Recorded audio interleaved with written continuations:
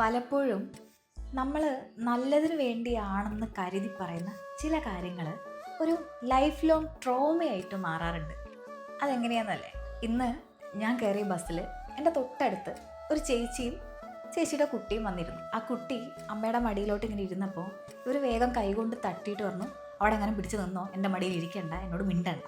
അതിങ്ങനെ ആ കമ്പിയിൽ പിടിച്ച് നിൽക്കുന്ന കണ്ടപ്പോൾ എനിക്ക് സങ്കടം തോന്നി. ഒരു 2-3 മിനിറ്റ് കഴിഞ്ഞപ്പോൾ ഇവരെന്ത് ചെയ്തു, പിടിച്ച് വീണ്ടും മടിയിൽ ഇരുത്തിയിട്ട് ഈ കുട്ടിക്ക് ഇങ്ങനെ പറഞ്ഞു കൊടുക്കുകയാണ്, എക്സാമിന് നല്ലപോലെ എല്ലാം എഴുതിയിട്ടുണ്ടെന്ന് നീ പറഞ്ഞതുകൊണ്ടല്ലേ വെക്കേഷൻ ടൈമിൽ നീ പറഞ്ഞതൊക്കെ വാങ്ങി തന്നേന്ന്.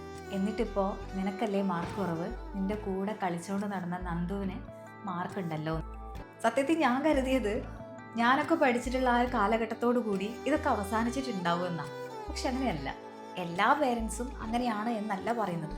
നിങ്ങൾ മനസ്സിലാക്കേണ്ട ഒരു കാര്യം, ഇത് പറഞ്ഞു കഴിഞ്ഞ് നിങ്ങൾ ആ ടോപ്പിക്ക് വിടുമായിരിക്കും, പക്ഷേ കാലാകാലവും അവരുടെ മനസ്സിലുണ്ടാവും. എന്ന് വെച്ച് നമ്മളൊന്നും പറയണ്ട, അവർ തനിയെ പഠിക്കട്ടെ എന്നുള്ള മീനിങ്ങിനല്ല. ചെറിയ ചെറിയ കാര്യങ്ങളൊക്കെ പറഞ്ഞു കൊടുക്കേണ്ടതാണെങ്കിൽ പറഞ്ഞു കൊടുക്കണം. ഒരിക്കലും കമ്പയർ ചെയ്തുകൊണ്ടായിരിക്കരുത് എന്ന് മാത്രം.